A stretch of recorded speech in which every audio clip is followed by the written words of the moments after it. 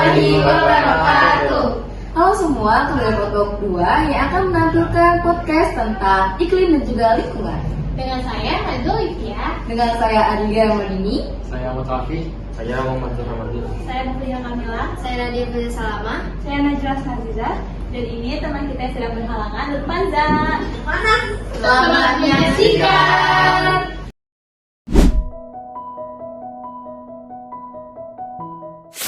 Hai Sobat Bumi, kembali lagi di podcast Suara Bumi. Nah, di podcast ini kita akan membahas seputar soal-soal apa yang terjadi di planet ini, yaitu di rumah kita. Nah, sebelumnya perkenalkan, nama aku Muhammad Rahmadi. Aku Kamila. Kali ini kita akan membahas mungkin yang kita rasakan belakangan ini oleh semua orang, yaitu bumi semakin memanas dengan judul Bumi Overhead Kita Overthink. Ya, betul banget, Zebra Nabil. Salah satu bukti terkuatnya itu yakni pencahayanya es kutub. Menurut laporan World Meteorological Organization 2023, es laut Arktik menusuk sekitar 13% tiap dekade. Bahkan, Greenland sekarang kehilangan lebih dari 270 miliar ton es per tahun. Bukan hanya per dekade saja. Nah, bener banget tuh. Nah, jangan kalian pikir tuh jauh ya teman-teman. Faktanya, kita juga bakal kena dampaknya loh dari menjara gletser ini. Kayak seperti kota-kota di pesisir di dunia ini mungkin akan terancam tenggelam, teman-teman. Kalau ini dibiarkan secara terus-menerus, Jakarta bagian utara pada tahun 2030 akan tenggelam. Pastinya kan kalian nggak mau kan kalau misalkan kota tempat kita tinggal ini tenggelam. Nah, kalau gletser yang seharusnya jadi AC alami dunia aja mencair, apakah bagaimana kita? Apalagi yang di Kalimantan nggak sih? Di segmen berikutnya kita akan sama-sama membahas soal paru-paru bumi yang mulai sesak karena adanya fenomena deforestasi dan juga kebakaran hutan. Stay everyone.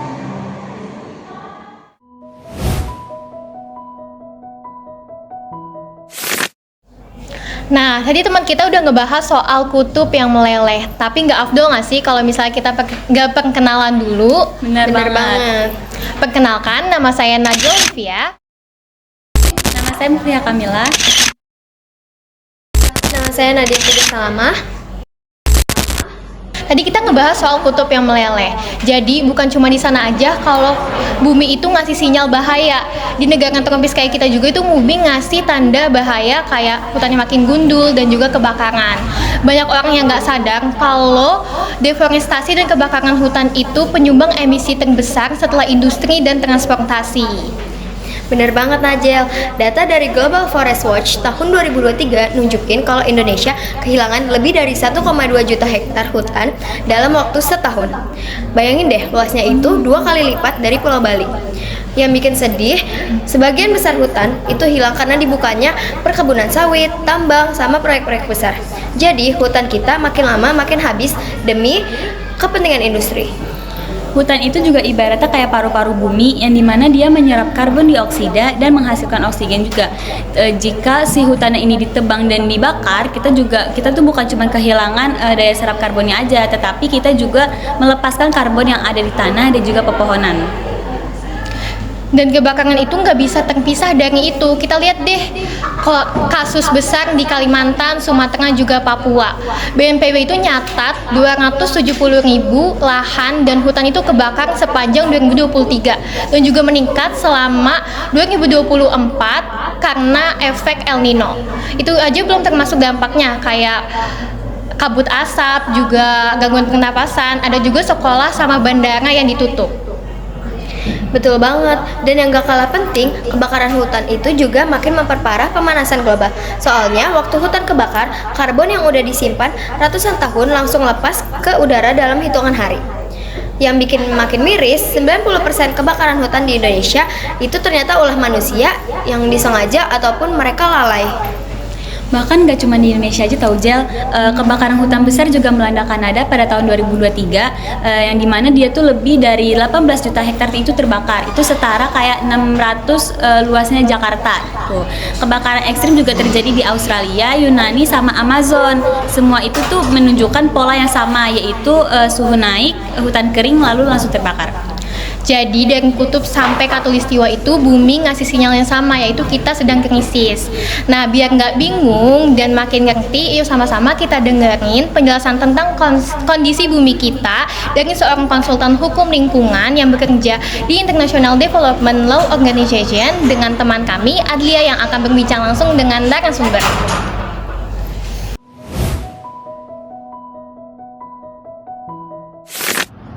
Halo semua, nah sekarang kita sudah berada di segmen ketiga nih. Nah kali ini tadi kita udah bahas nih tentang masalah deforestasi hutan dan juga mungkin mencairnya gletser di kutub. Nah kira-kira bumi kasih sinyal apa lagi nih ke kita nih? Karena misalnya kondisi bumi kan sedang tidak baik-baik saja nih ya.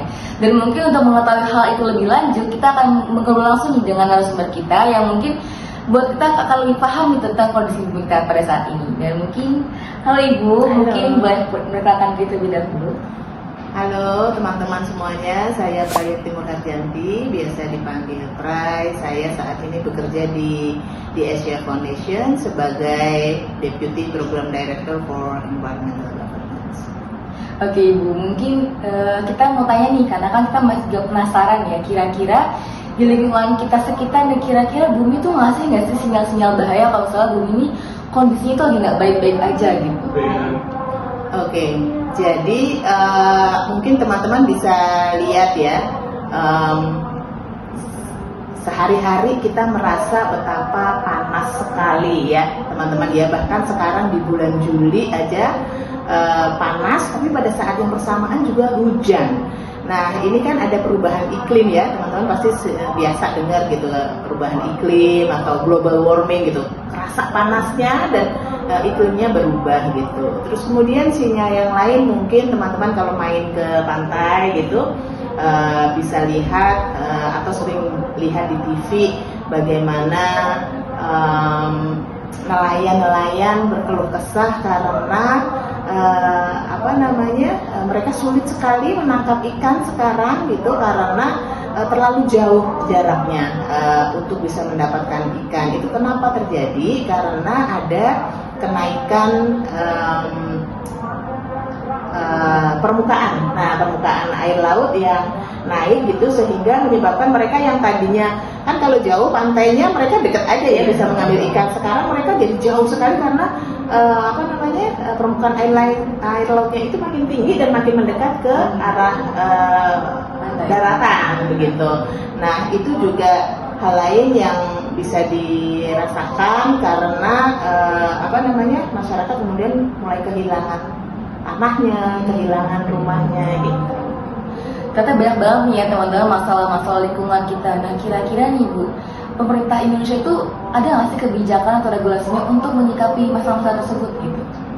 Ada tentunya, banyak banget, mulai dari tingkat internasional, nasional, di tingkat daerah itu udah banyak sekali. Misalnya kita Indonesia, pemerintah Indonesia merupakan penanda tangan dari UNFCCC. UNFCCC adalah United Nations Framework for Climate Change.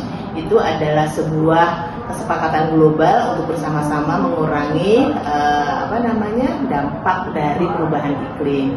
Indonesia jadi salah satu penanda tangannya dan harusnya kemudian melakukan upaya-upaya untuk mengurangi perubahan iklim. Kemudian di tingkat nasional sudah banyak sekali undang-undang, peraturan menteri, peraturan pemerintah begitu ya untuk mengatasi deforestasi, untuk mengatasi kenaikan air laut tadi begitu.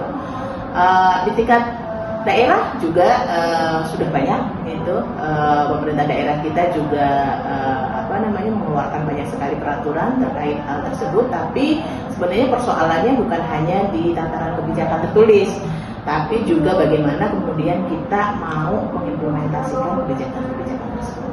Nah betul banget nih, mungkin kan kebijakan sudah banyak banget nih ya, dan kira-kira menurut Ibu sih apa ya peranan kita sebagai generasi muda gitu, mungkin sekedar kayak mengurangi atau membantu regulasi pemerintah tersebut gitu. Oke. aku lihat sih kalau generasi muda sekarang udah mulai banyak yang aware begitu ya terhadap persoalan lingkungan gitu ya, menganggap ini juga persoalan penting begitu. Salah satunya tentunya lewat podcast kayak gini ya. Podcast kayak gini kan membantu banyak orang gitu ketika tersebar melalui sosial media begitu, banyak orang kemudian menjadi aware terhadap persoalan. Itu yang pertama. Kemudian yang kedua tadi terkait dengan regulasi, gimana generasi muda bisa terlibat dalam proses regulasi atau mengkritisi regulasi, itu juga bisa melalui sosial media. Aku pikir ya teman-teman lihat gitu, terus kemudian baca, kalau ada yang perlu dikritik bisa dilakukan melalui kritik-kritik di media sosial. Dan banyak lagi sih, aku rasa kalau mau langsung terjun ke lapangan misalnya kayak Pandawa 5 ya, anak-anak muda yang mulai membersihkan sungai kayak gitu kan, itu juga sebuah tindakan nyata yang bisa dilakukan oleh generasi muda. Nah benar-benar. Soal teman-teman kita tuh juga sebenarnya tuh banyak nih, kayak kita tuh bisa melakukan upaya-upaya untuk membantu mengurangi masalah di sekitar kita. Dan karena perlu kita tahu kalau kisah kita itu bukan sebagian dari masalah aja, tapi juga sebagian dari solusi. So jangan lupa ya teman-teman, kita juga harus memperhatikan kondisi lingkungan sekitar kita. Terima kasih buat waktunya. So sampai jumpa. Nah, sekarang kita pastinya sudah tahu kan gimana keadaan kondisi bumi kita sekarang. Oke, sebelum itu kita belum perkenalan nih. Perkenalkan, nama saya Ahmad Raibur Rahman. Nama saya Najah Aziza. Oke, walaupun banyak sekali gejala yang terjadi di bumi kita sekarang, sebaiknya kita jangan panik, melainkan kita harus menjadi para generasi muda yang siap untuk beraksi. Betul banget teman-teman, kita bisa mulai dari hal yang kecil tetapi berdampak sangat besar untuk lingkungan. Contohnya seperti menghemat energi, mengurangi sampah plastik, dan menanam pohon kembali. Menurut studi NCC 2022, aksi ini bisa menurunkan karbon jejak pribadi sampai 50% loh. Oke, selain itu, kita juga harus menekan industri dan pemerintah untuk peduli. Dan ingatlah bahwa kita bukan hanya bagian dari masalah, melainkan kita juga bagian dari solusi. Jangan tunggu es terakhir mencair atau hutan terakhir terbakar untuk peduli. Kalau kita terus diam, sejarah akan mencatat kita sebagai generasi yang melihat bumi terbakar dan tetap menggulir layar. Oke, sekian dari kami. Terima kasih. Assalamualaikum warahmatullahi wabarakatuh.